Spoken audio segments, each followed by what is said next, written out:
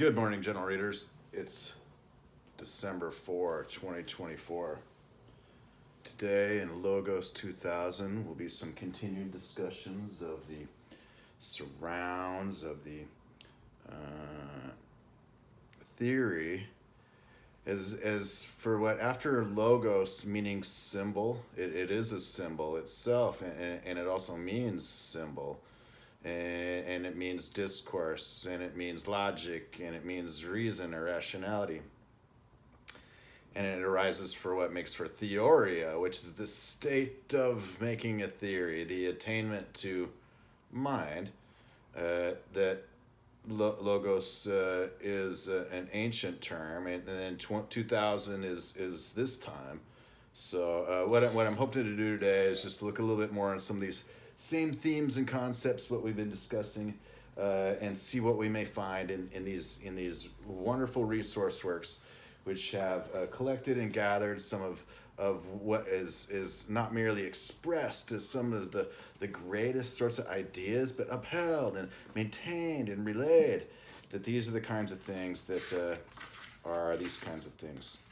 So here in this book of Aristotle, or McKeon's Aristotle, what I was wondering to find would be if there is an index in terms, or otherwise to find if Aristotle makes any particular reference among these books being about general introduction, logic, physics, psychology, biology, metaphysics, ethics, politics, poetics, and rhetoric, the art of persuasion via speech.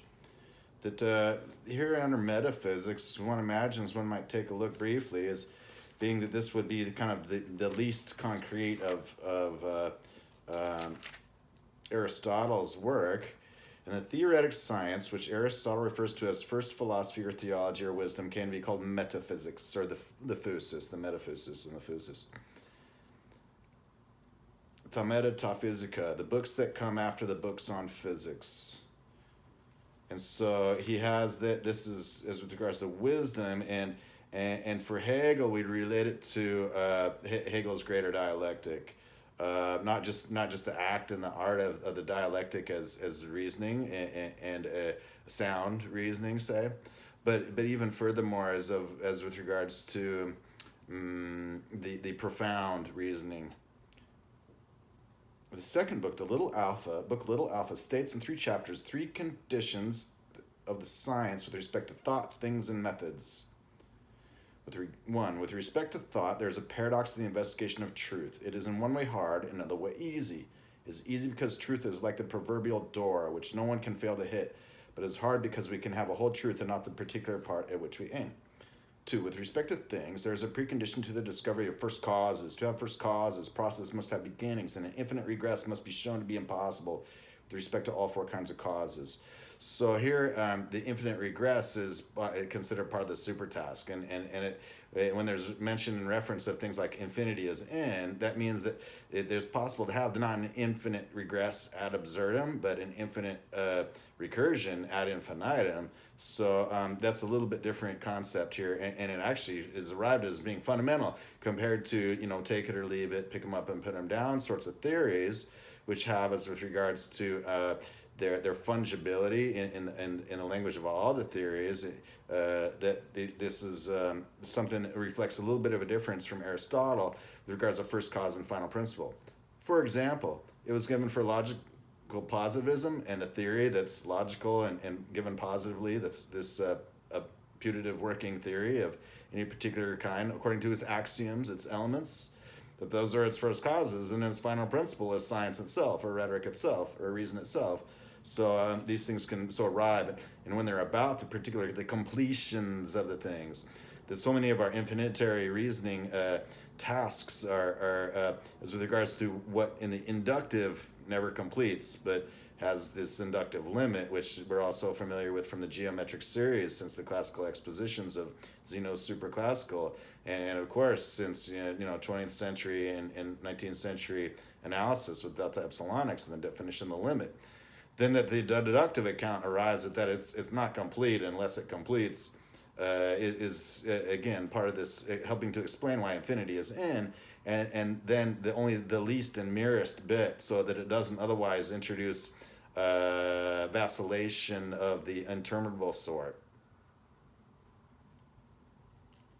3. With respect to method and discourse, there is a variability with habits of thought and properties of subject matter. The formation of a science of first causes requires consideration of how arguments are taken and how the method required differs from the methods of physics and mathematics. The third book, Book Beta, is a dialectical statement and enumeration of problems in general in the science and with respect to things, to intelligibility, to numbers and forms. The fourth book, Book Gamma, is an examination of the principles of inquiry and method, the logical and verbal preconditions of inquiry into first causes, including refutations of attacks on primary axioms like the law of contradiction, law of identity, and the law of excluded middle. See here, the law of contradiction, for example, in some constructivist mathematics is considered that's entirely unso. And then particularly in syllogistic reasoning, when somebody employs material implication and you can read out that any contradiction establishes X falso quod libe, that's considered simply unsound. And so it's not necessarily so about the principle of contradiction that whatever comes first is contradicted, that last wins. Because this is about that Aristotle rereads all his syllogisms twice and forward and backward in every which way to make sure that it's simply according to the order of declaration that there is there is no but in this case. With regards to the modality and the principle of contradiction, not making for a thing that to stand, but it only may indicate a signpost for further reasoning required, not the end of reasoning.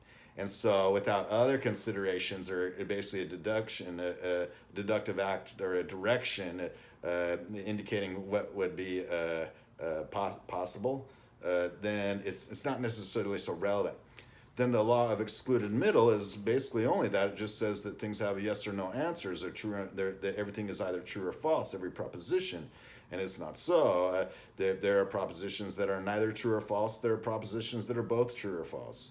And so then as with regards to those being considered pathological, still has yet that they entertain in their wider dialectic, according to a modal logic and a relevance logic, the wider dialectic. So these things reflect a particular inductive course, and you wouldn't necessarily call it beyond classical logic in this sense. Yet at the same time, it does not necessarily need to include quasi-modal logic, and it may necessarily include Chrysippus's moods, which are deductive accounts after this to check that otherwise inductive inference would just be wrong in such cases as when it is confirmed its own biases or is unfounded, and these kinds of things with regards to going back to then the first causes and whether axioms are given as the statement of the theory. According to the theory overall is according to the independence and non-contradiction and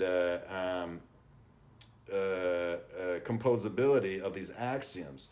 So with that aside, then they're always within this wider milieu until you get to the absolute of all the axioms in either a null axiom theory, axiomless, or universally axiomatized, which is just like everything is what it is in the state of being.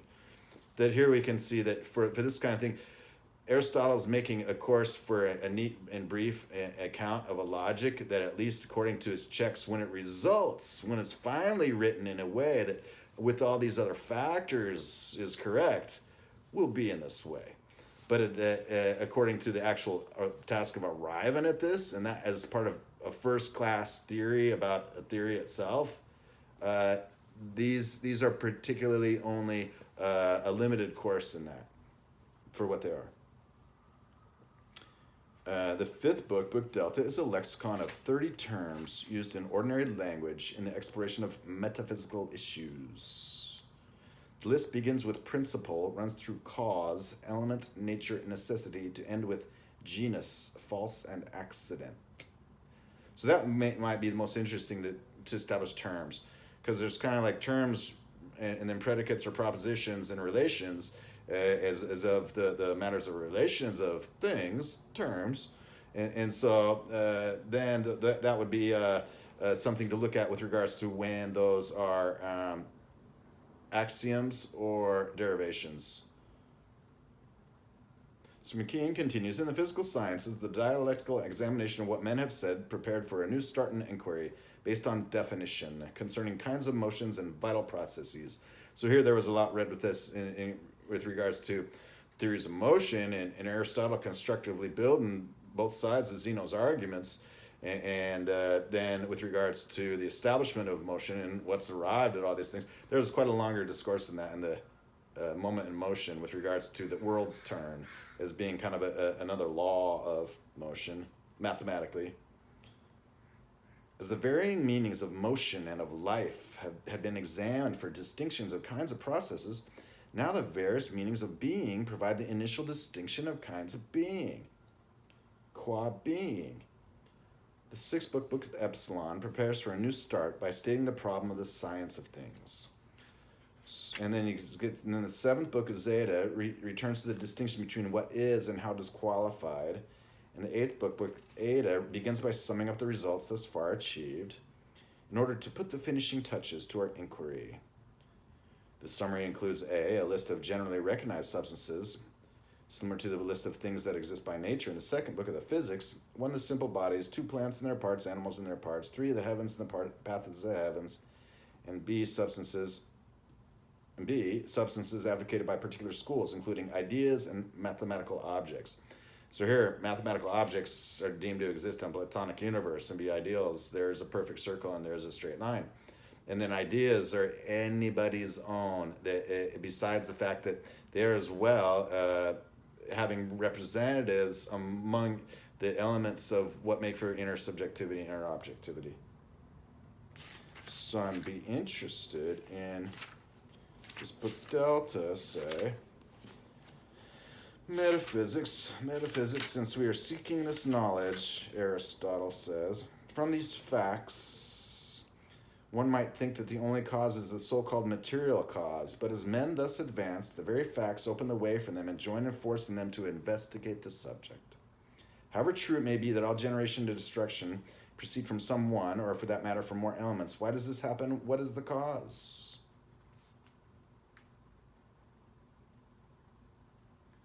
Of those who said the universe was one, then, none succeeded in discovering a cause of this sort, except perhaps Parmenides, and he only inasmuch as he supposed that there is not only one, but also in some sense two causes. So this we give kind of to Heraclitus right before Parmenides. So before Parmenides was Heraclitus, who's got dual monism. That's like kind of the great dialectic in itself. Thales, Anaximenes, and Heraclitus, the Eleatics. The reference is probably to Empedocles. When these men and the principles of this kind had had their day, as the latter were found inadequate to generate the nature of things, men were again forced by the truth itself, as we said. So Aristotle has to read these things twice, and it's a great discourse. So, and this is kind of book 1 yet of the Metaphysics. So I'd be looking for book 4, I suppose. Goes on for quite a ways. There's 1,000 sections here, but the later ones are much more brief. So here's book A. Oh, that's 12. Subject of our inquiry is substance. That for taking a brief reading of Aristotle's Metaphysics with regards to logos, he says, for example, evidently there's but one heaven. So this is kind of a modern day's lens's view that it's a disputation against the multiple worlds hypothesis. While in theory, everyone still has their own theory. For example, as Aristotle has his theory. He's got his theory and his philosophy about his metaphysics. Our forefathers in the most remote ages have handed down to their posterity a tradition in the form. The rest of the tradition. Only thus far, then, is the opinion of our ancestors and of our earliest predecessors clear to us. And so he talks about the supreme and the omni and the different. He says, and he talks about virtue a little bit, and the motive principle. And then what I'd look to do is I'm going to figure this out a little bit more with regards to book Delta of this as with regards to that, thusly, these ideas of the definitions of the terms of the metaphysica and contents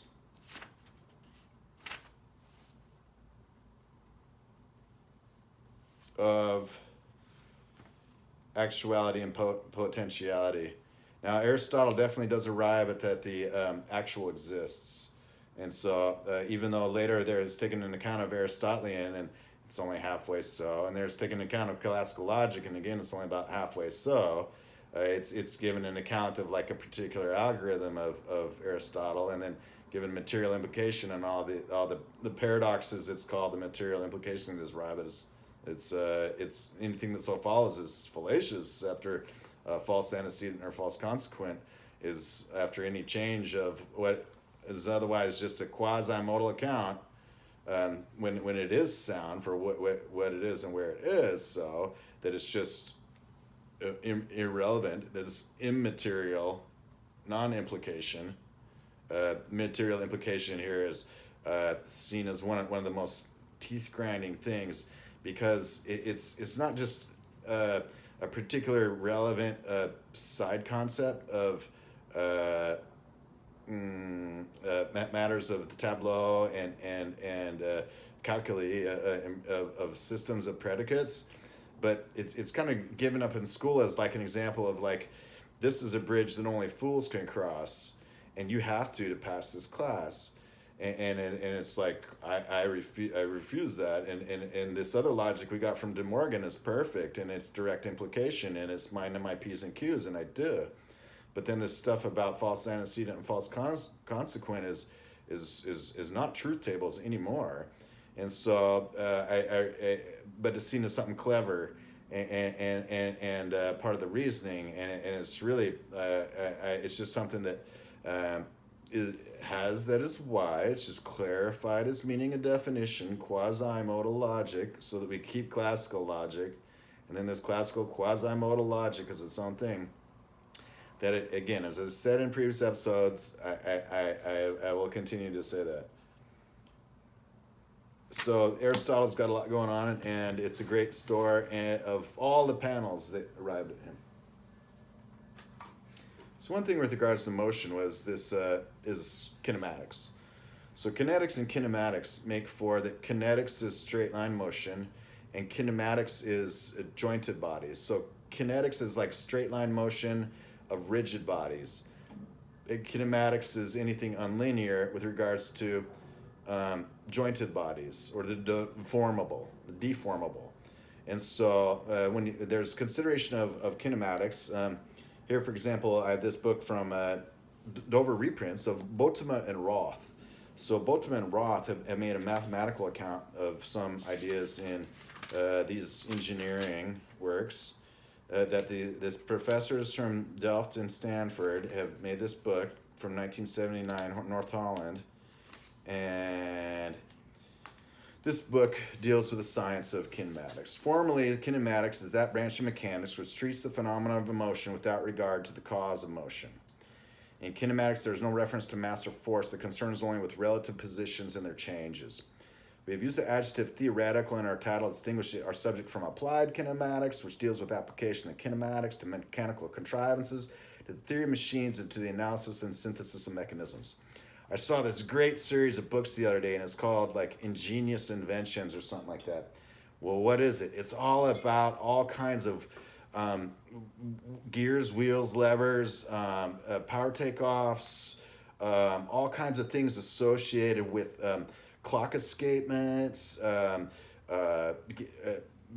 changing things from linear to rotational or vice versa, watch gears, many really interesting mechanical things. And so it's this 4-volume series, and I'll be on the lookout for a copy of it, because and I think it was called Ingenious Inventions or something like that. But really what it is kind of a handbook and a categorization of all these complex machines. Because simple machines and exchanging mechanical information and configuration of energy of experiment for advantage and to to affect, to relay things after here, the lever and the ramp, and those being considered the most simple machines, that the very complex machines are contrived here, for example, as the author puts in, as a word I regularly use, but also great, and just these are the wheels, these are the gears, these are the sprockets. In a land where everything is a flange or a jig, these have both flange and jig. So let's see what these authors say some more in their preface. To mechanical contrivances, to the theory of machines, and to the analysis and synthesis of mechanisms. So a mechanism is what makes for an operating principle for something as to how it works and to implement it. Much of what is written herein could be used to study mechanical devices. However, our aim is broader. What we give is the development of the theory independent of any particular application, a presentation of the subject as a fundamental science in its own right. By this, we hope to make these results equally accessible to other fields. This is important because our science touches on many areas. Everything that moves has kinematical aspects. So this is like world's turn. It's not dissimilar, and it agrees with this. Whereas many or most of the derivations we have arrived at all in the entire linear curriculum for mechanics start with everything being linear and kinetic plainly. And then the whole second thermal law in regards to the kinetic explanations of the mechanical reduction thing is most usually for entropy, the only thing that grows unboundedly, according to the theory in physics, along with time, in time it does so. That here the authors help to reflect that the whole idea of motion in world's term is really after quite a thorough analysis of the kinetic and the kinematical, and that is formally, nominally unlinear. So this may help. In recent years, interesting applications of kinematics have, for example, been made in areas as diverse as animal locomotion, art, biomechanics, geology, robots and manipulators, space mechanics, structural chemistry, and surgery. Theoretical kinematics is a large subject, and it is impossible to treat it completely in a single volume. Here, it's, for example, there's like, well, worlds turn, vis-a-vis at the same time, a world does not turn. A world at a moment is at a moment, and it's considered a constancy, vis-a-vis its currency, that it's always current in its constancy because there is change, and so a world's turn is the idea.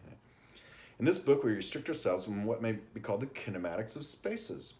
We consider unbounded infinite spaces which contain idealized mathematical elements embedded in them. We mainly treat the linear elements, points, lines, planes, and study the geometric properties which arrive as the space moves. Essentially, we are dealing with aspects of what mathematicians call transformation geometry. So this is matters of perspective and projection, reflections and rotations, the affine, skew, and transformations. And then as with regards to propagation and these kinds of things, that they're all considered, one theory. And as with regards to discussing this from like the elements of geometry, and it has it's Euclidean geometry. And then as here we have, for example, axiomless geometry, which arrives at this, and also we have the point and the entire infinite dimensional space. And then here there was a lot brought in, the ideas about the hypercube distance, which equals 1. The hypercube distance here always equals 1. To arrive at something that's linear again, see. Essentially, we are dealing with aspects of what mathematicians call transformation geometry. We consider these transformations in Euclidean spaces such that all distances remain fixed. Often we'll find it convenient to add the elements at infinity to our space. This clarifies the results and simplifies the terminology and analytical development. So in those real spaces, then sometimes let's say it's the projective point at infinity. As with regards to that, it's also meaning that as time goes to infinity, then something that is moving away with no other impetus or change will go to infinity, and something that's divided by this over time will go to 0, and completely to 0.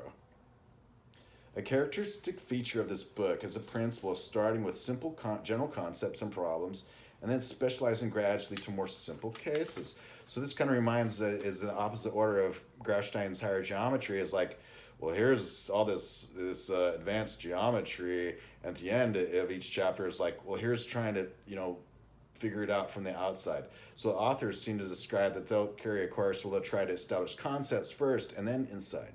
Like reading this O.W. Richardson's book called The Electron Theory of Matter. It's from about 100 years ago, and explains stuff like, well, electromagnetic and electrostatic, the ratio, the charge constants are constant, we'll call it C, and then we have this one that's called light speed, and we call that C, and then we have electrical fields, electromagnetic waves, and they propagated at a rate called, and we're going to call that C.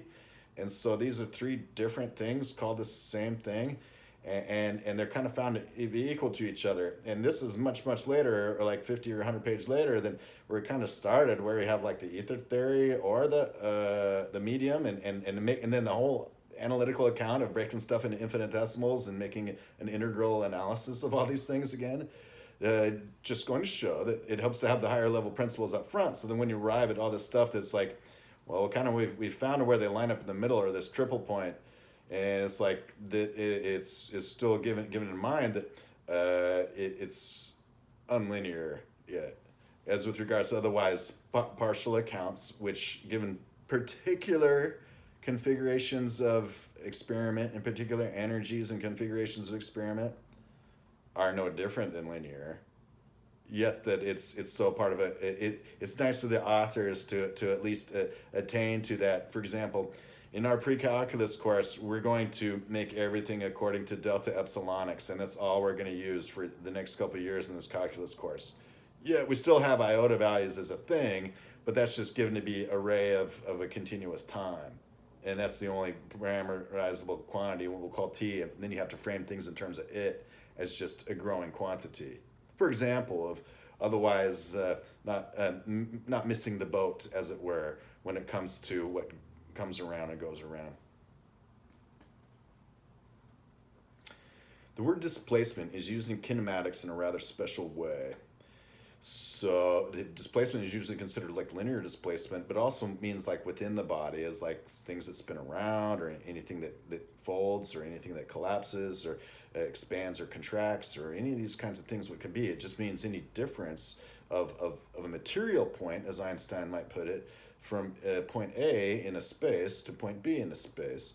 And so displacement is the usual term, and it just means given then some origin, as there's discussed here, for example, back in moment motion about the walk integral, and that the origin is everywhere, and there's also an origin that goes along, that this is the idea that displacement is relative.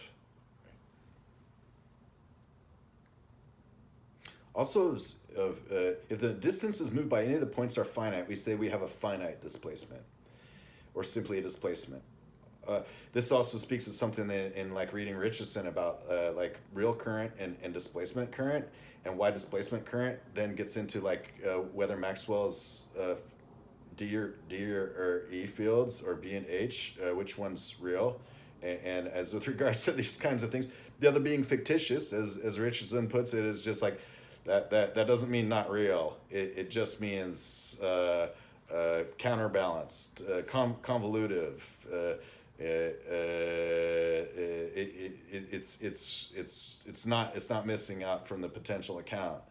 It would be nice if we have a better word than fictitious, but it is what it is. That this is carrying on then in this idea about the kinematics, and helps to explain. Like I've looked at this book before, so it would be an influence into all of my thoughts that arrived as of after it. A finite displacement. Also of interest is a limit of a finite displacement if the displaced position approaches the undisplaced one. These infinitesimal displacements play an important role in the theory. They are the subject of instantaneous kinematics. So this is basically the idea of the tendency and propensity in this least action and least gradient. What that is, it's a direction when otherwise a body has no extension to the body, meaning it is as of a material point, say, in the point local, global, and total. So what it kind of sees that it arrives at is this the infinitesimal is a mathematical infinitesimal, and it's qualitative and quantitative, and it affects to reflect things like tendencies and propensities, and it's very much part of analysis, and it's been since methods of exhaustion and Cavalieri after or about the time of Galileo, but after the Mertonian school and the latitude of forms and some of these other considerations, and then after Duns Scotus and after ever since infinitesimal arrived in the theory, atoms say, then as part of analysis, then we have delta-epsilonics makes that we're dealing with members of the complete ordered field to arrive at the fundamental theorems of the calculus. But when the authors say it this way, they do mean it this way by that it's not finite, meaning greater than zero, yet it's non-zero. It's kind of like the cosmological constant of Einstein's gravitational field equations, according to the biggest and most sky surveys of the day. It's infinitesimal. So besides finite quantities and infinitesimal quantities, zero or not, in standard mathematics, maybe the only infinitesimal is also zero, that is vanishing and non-zero. Then the other kind would be the infinite ones. Let's see if there's some mention of that. They already described they have a point in infinity. So the instantaneous kinematics.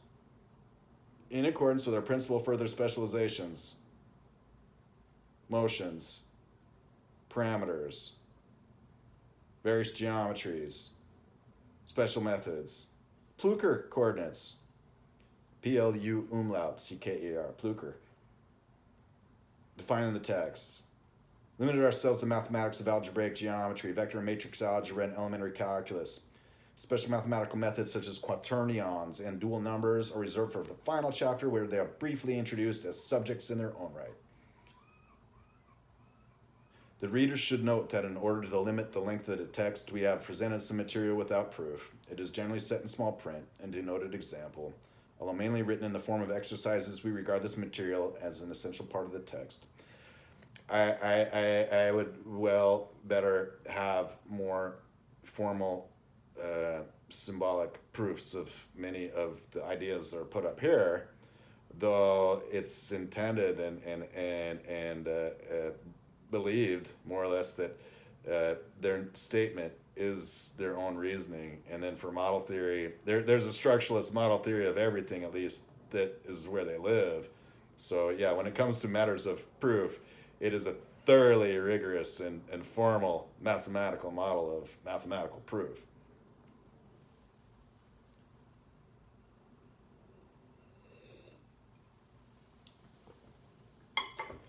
Let's see what they have briefly in this. In the chapter contents, we have Euclidean displacements, instantaneous kinematics, two positions theory. So two positions theory and then three positions theory gets the idea that, well, the origin isn't just in one place anymore. And then for the moving of stuff, for the origin, we also have that the identity dimension is original. When it was said original analysis, it's a play on words, and it means about the origin. And besides that, nobody told me that, so I want to figure it out and have it be novel in this sense. So it's novel, yet cardinal in a sense. Three positions theory. The plane at infinity, the screw triangle, the linear complex gamma prime, the midpoint line. That's in the two positions theory. Is like convolutional setting is very much about symmetries and things coming together, and when they cross. The error function, it really looks a lot like something that's like a sigmoidal curve that kind of rises, and its rate is zero, and its rate is zero when it starts and when it ends, and then in the middle it's like its derivative is 1 or something like that. Vis-a-vis the ones that kind of start at 1, and then this is the Zeno's swath that takes all the different paths, or as with regards to these things that it's these are abstractions of paths. 4 and more positions: continuous kinematics, spherical kinematics, plane kinematics, special motions, n-parameter motions, a mapping of plane kinematics.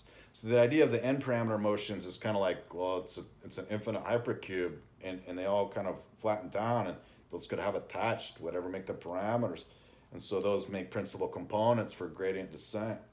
That I mean, and those that involves like a largely non-fungible, insensible infinitude of formulas, almost almost unbounded amount of formulas to write those up. So it's not tractable insofar yet, though that is what is the sensibility of it. A mapping of plane kinematics. Kinematics and other geometries and special mathematical methods in kinematics.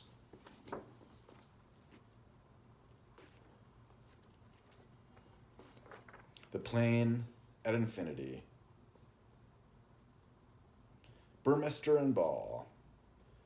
Freudenstein and Wu. Tesser and Sparks. Instantaneous kinematics. In Richardson on the electrical, the instantaneous charge is given as for after dielectric media, then the idea of charge and polarity and electromagnetism. So the whole idea with electricity and electromagnetism, that it definitely built into the theory, such notions. And though mathematically it's kind of a vagary of a term, infinitesimal. It's vague, and so it demands what definition about it. That otherwise, with regards to something like Leibniz, he's like, I perfectly well treat infinitesimals as algebraic quantities, just like a scalar infinity would so be, because they always intend to entail that they're summed up. There's always a deductive account as where they add up. That otherwise, then it's to be book kept. That the whole idea of being a lazy, forgetful mathematician is that once you establish a formula or something like that, you don't need to figure it out every time. Yet the idea is when you're working with these algebraic derivations that maintain implicits and tend to capture their fuller meaning and import, then it's necessary. And that's all it is, what's necessary and sufficient about these things. Speaking about infinitesimals, here's a book on Max Planck. So Planck, P-L-A-N-C-K, sometimes Planck, you'll hear Planck or Planck. P-L-A-N-C-K, Max Planck was a physicist and a mathematician and a physicist. And this is a biography by Brandon Brown. And I got this some years ago, and I read this. It's from Oxford University Press. And it told a great story of Planck's biography. But then it also has a couple ideas that go into like his major important additions. So here when we talk about Planck, it's like there's an atom, right? And so then there's the neutrons and nucleons and electrons and make up the atom, subatomic particles. And then atoms make molecules. So beneath the atomic scale, about 5 orders of magnitude, is the Planck scale. And so the Planck scale is that above atoms, like 10 orders of magnitude, is angstroms. And so the angstrom scale is like, this is where optics ends with regards to the atom. And then beneath the Planck scale is like, this is where the dimensions kind of let out that it's they would have been infinitesimals with regards to the unlinear. And so by these algebraic formulas that Planck provides, that we have a particular Planck constant, and then and sometimes just as with regards to 2 pi, this dimensionless quantity, that for the dimensioned and dimensionless, these dimensional quantities in the subatomic scale, that Planck arrived at some mathematics that later was put into the quantum mechanics, and it made quantum mechanics possible as it is today. So when you think of like the old quantum mechanics, and then like, well, then we have quantum amplitudes, and they're complex amplitudes of a sort. Then we use de Moivre, Eulerian, and Gauss to make our Hamiltons with the Bra and Ket and our Bayesian inside these quantum amplitudes. Well, they wouldn't have those if they didn't have Planck. upon which to rest. So the Planck scale is smaller than atoms, and chemistry's atoms. And so when we say physics is atoms, it's kind of like physics is fields. It's not mathematics is fields. It's not necessarily what mathematics would call atoms, or logic would call atoms. They're uncuttable because our chemistry is atoms are at once for matter and its relation with charge, these being the two big things with regards to force carriers, has that the atom is without further deliberation usually always means the atom of matter. And we call it the Democritan atom because he's got a theory of atoms and atomism. And then that is also kind of like Lavoisier's atom, Dalton's atoms, Rutherford's atom, all these models of the nuclei of atoms as with regards to atomic models of chemistry. And after stoichiometry, because for hundreds and hundreds of years after the alchemists, they determined that perfect matters of proportion and quantity reacted fully. And then with regards to an atomic nature of things, that's something to explore a little bit more. So after atomic physics, and for example, is mentioned like electron theory, and it was established like we found a particle, it's the electron. And now everything else is made in terms of that. So electron physics is how we arrived at this atomic physics. And so after the old quantum theory came up, and then the quantum theory is coming up, Planck is basically the floor of this. So when an atom is 25 orders of magnitude in mass, say, less than us, and then Planck is about 5 more down from that, and an angstrom is about 10 up from that. So from 25 down to 50 down, that's where the whole idea of the superstrings lives. So this has been mentioned several times. It's just the idea that superstrings are just mathematical infinitesimals and atoms again to chemistry's atoms, superstring theory. And then people say, well, you can't prove anything off that. Really, it's just has too many things, too many models, and whatever it could show, it could show. It's like, well, just like this act and art of bookkeeping, we're talking about having infinitesimals standardly in mathematics, is that, yeah, it does. But at the same time, it is the way of things. It is the continuous, and because our quantum mechanics is continuum mechanics. So Planck, anyways, is considered a pretty great guy, and then he was just pretty modest yet forthright and upcoming, and I mean he just comes across as just a pretty good guy, you know. I don't know anything wrong with him or bad about him. I'd be sad to hear if he did, you know, but it wouldn't take away from that then his ideas, what came up with some of these formulas to make for Planck's constant and Planck's C, constant for C, and then H and H slash through it, called Planck's constant usually. The derivation that goes into that is one of these linearizations. It is one of these partial accounts. It is a great methodology and approach, and it enables all of quantum mechanics and physics. So then that decades and decades later, when Feynman has got like scattering and tunneling theory, and he's just got virtual photons everywhere. Is a virtual photon massless and chargeless? It's like, I don't know. It's about the most overloaded term there is in particle physics. But for quantum electrodynamics and quantum chromodynamics, that Planck is then for the Planck regime under that, and then past that is called the trans-Planckian. So it's the subatomic where the atomic doesn't matter anymore. It's something continuous.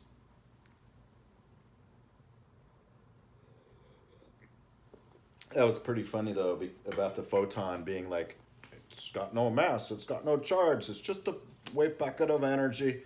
But then because in all these theories, it's like, well, thusly, wherever you need to have something as a place, it's like the dark matter and dark energy of the cosmology, which is like, well, our rotating plate of a galaxy would spin itself apart unless we assign it as having like lead weights everywhere that hold everything together. It's like, what if it just spins plainly like its own little world's turn? Well, I guess then you wouldn't need that. Okay, it's a continuum mechanics. And then similarly with the photon, it's like, well, hey Feynman, what's going on here in this scattering and tunneling theory? he's like, well, you just add these kind of paths and charts right here, and it breaks down and adds up and adds out, and it looks like it'd be the same thing as a wave, but it's still all particles. It's like, what kind of particles are those, Feynman? He's like, why don't you just call them photons? Although you can't see them, either. So they're like the photons are overloaded in all these theories. So let's taking a look at this book, and it's mostly an admiring biography. It gets the time and place and the place is Germany, and the time is from 1858 to about 1947. And Planck. So, see if I can find a table of contents here briefly. Because there's only a couple things in here that I really got out of as technically. But really it's just as according to a timeline. Maybe I'll have dog-eared some of these pages because what I'll want to find is the one where it has the constant. Natural units. Of great relevance to physics still, Planck had proposed the idea of natural units. And so in the dimensional analysis and the idea of the natural units and when those just make it so that the metric and norm are held up everywhere, then there's natural units, and it kind of naturally has to be like a 1.0. And so when otherwise some of these things add up, and it's great when you can say it was like, well, it's kind of like an infinitude of the things, but we're just going to say it's a 1.0. And these days we'll call that a line integral or path integral. Fine, no problem. But it's other kinds of issues when it's kind of like, it's like infinity or zero has to be 1 over infinity.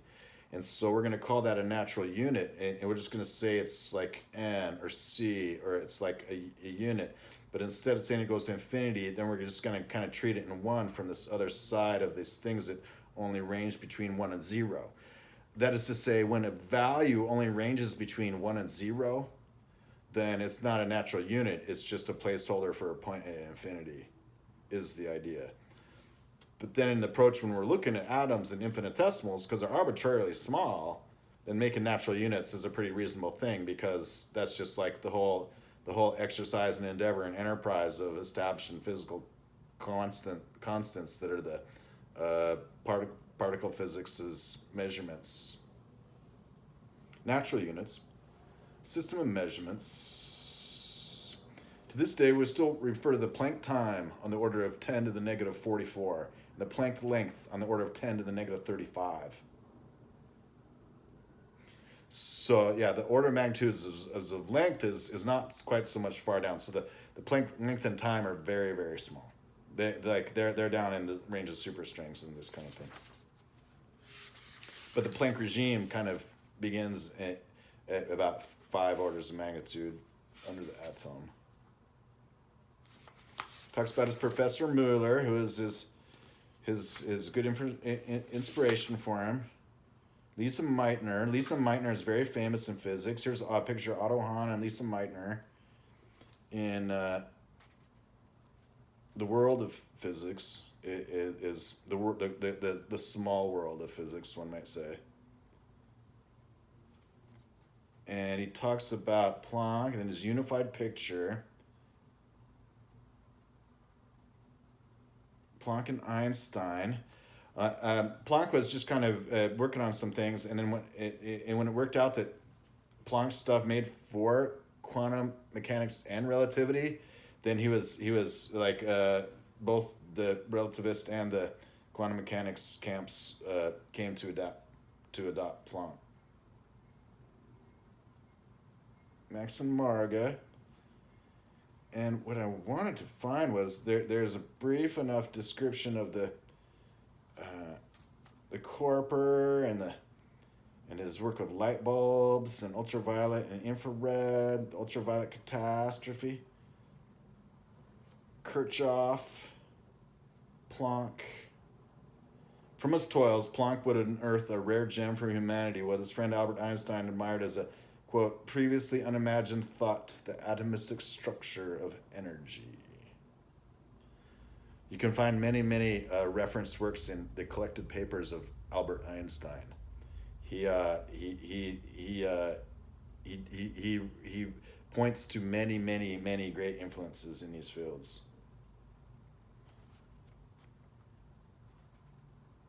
Waves, optics, the corpuscular, ether, wind, drag.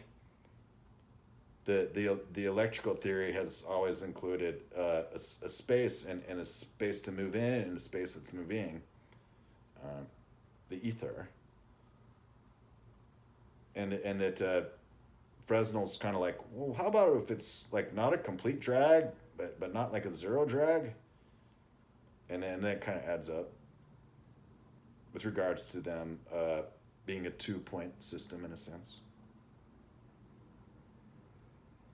That then he talks about Planck and Lorentz, and what I'm hoping to find, and it's been a while since I read this, but there's at least a half a paragraph in this whole book that's got like something that comes across as making the point and giving, in this sense, this idea about it. So what I would hope to do is to find for this course of the development that later most of this stuff is afterwards and about the conflicts of the time. There's a picture of Einstein, Lorentz, and Arthur Eddington. Eddington was a Britishman and a great fan of the relativist camp. It was said that he was one of the 3 people who understood relativity. That would be Einstein and Lorentz and Eddington. Planck, Boltzmann, Kirchhoff, Hertz. I read your article, Electrodynamics for Stationary Bodies, with great delight, of Hertz. And so Hertz has a lot going on with regards to the wavelength and the frequency, and whether a wavelength is a matter of frequency or wavelength is a matter of velocity. That they're 2 different kinds of things with regards to the statics and dynamics. Where did this nice equation come from? So he's got this formula, E equals big C of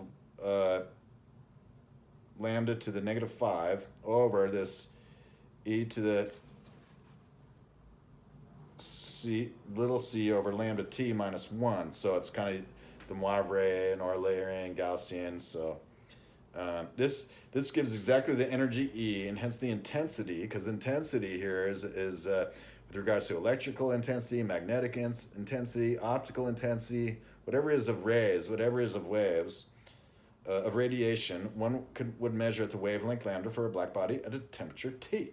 The big C and little c are just constants that help fine tune the equation to match the measured data. Since constants are the measurements of a physics Taylor makes when fitting a body of data with an outfit of mathematics. Planck knew he would have to carry out a real fitting for the values of C and C at some point. So that's part of this. And then, so yeah, about page 122 is some of the discussion of his theory and how it's arrived at with regards to the Boltzmann constant. With regards to here, for example, it was found that it's like, hey, one of these constants is just kind of like if you take the formula for phi and flip the sign and then write that out, then it gives one of these other mathematical constants. It's also what they write today as a physical constant. Planck's new constant H of light quanta.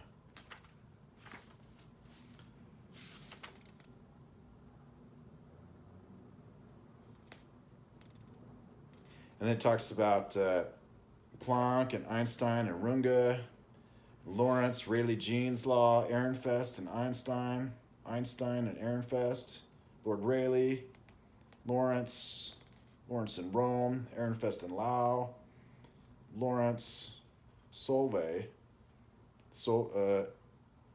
Ernest Solvay underwrote the first conference dedicated to, quote, the theory of radiation and the quanta, unquote. The theory of heat radiation was written by Planck. 0-point energy.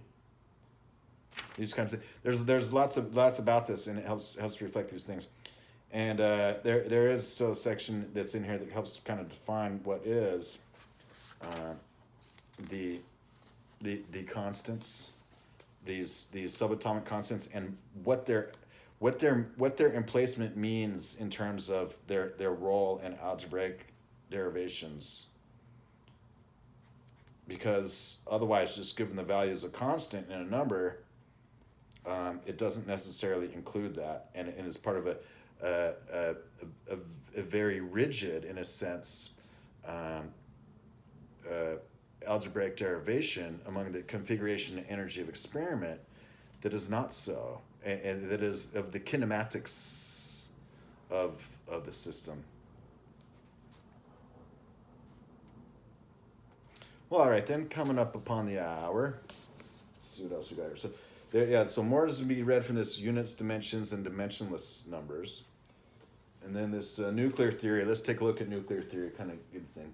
Because this other stuff, this is pretty much philosophy. It's a bit of Montaigne, who's a Frenchman, and so I'll try to read a little bit of that, and then some about Schelling's. I found something about Heidegger, because they're getting up to freedom, matters of freedom, is vis-a-vis free will, and these kinds of things with regards to the metaphysics. So that's just something that there's some matters of questions of logos is just addressed.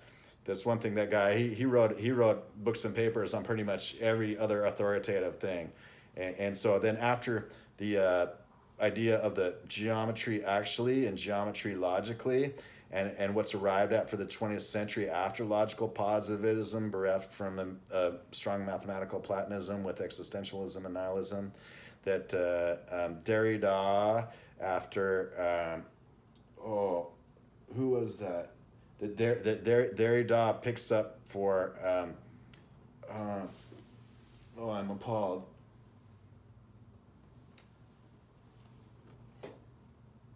Husserl. Derrida picks up for Husserl the idea that geometry is a thing again, and you could also point to something like the proofs and refutations, or Imre Lakatos, that there's accounts why it's there is a true mathematics, and once it's arrived at what's a true mathematics, it's very strong a statement for the suitability of its ontological commitment. Let's take a bit more look from the nuclear theory here. So this is McGraw-Hill, or the Addison-Wesley series in advanced physics, Addison-Wesley, and it's got the nuclear force problem, ground state of the deuteron, excited states of the deuterons. The deuteron, let's read about the properties of the deuteron for a second, because what I seem to recall is it's the helium nucleus, if it's not the neutron, the ground state of the deuteron. Of the three, only the last certainly forms a stable unit, the deuteron. The deuteron is the neutron proton. So this would be either hydrogen with a neutron is what it would be. It would be heavy hydrogen. So there's deuteron, and then tritium makes heavy water and this kind of stuff. So deuterium is probably the more modern name for this stuff. The known properties is angular momentum 1, binding energy 2.226 mega electron volts. Magnetic moment is 0.8573 EH slash or Planck slash over 2 MC. Its quadrupole moment is on the order of 10 to the negative 27 e to the centimeter squared. An auxiliary quantity, which is of great use, is a charge constant. So, as after Richardson's electron theory of matter, and that the charge constant is like it's a unit, but it's not undimensionless afterwards. So, but it's an auxiliary quantity which is of great use, which turns out to be that 2/3 R naught negative 1 is to a very good approximation. So the quantity 1 over kg on an order of 1.5 R naught is often referred to as the radius of the deuteron, since it is the distance outside of the range of forces over which the radial wave function drops by the factor 1 over e. So this gets into the whole idea that otherwise everything is all about this inverse square, and Laplace's and this the inverse square. Gravity is this way. Charge is this way. Electromagnetic is this way. All these many things are proportional to bodies. Their quantities and inverse proportional to the square. Their difference. It's inverse square. And so then with regards to this and then dropping off, that gets into the same reasons why in the galaxy it's said to have like there's something holding it together, because it's got to have enough mass to satisfy the inverse square to holding it together. And similarly, they seem to be falling apart by dark energy. So here we kind of arrive as like, well, maybe dark matter is explained as that the dark matter is actually just a feature of regular matter in the rotating frame. That in the rotating frame, dark matter is real, is luminous matter, because then it doesn't need to not exist because it doesn't exist, and it doesn't need to exist because the theory doesn't have it. That much of the dark matter is simply as after the world's turn bit. So here, when it's dropping off and it looks kind of the same way, it's like, well, just use the same metaphor when you think of an atom and its nucleus as like the solar system and its planets orbiting it. Which, of course, is where all the word orbitals comes from. I mean, our atomic model and its orbitals is just the same as our solar model and its orbits. It's really a lot the same as this for orbits, and the orbifold, and the trajectofold, and then here that's considered that everything in the geodesy is orbits. Has that here, it's nice to just kind of pick up from this and say, hey, as long as our metaphor holds up here and something we figured out it fixes like so, maybe it's going to be kind of similar to so, as about these reasons why we get this with regards to the atomic physics as the nuclear physics. Good afternoon or day, gentle readers. Good day, gentle readers. Logos 2000, a brief account.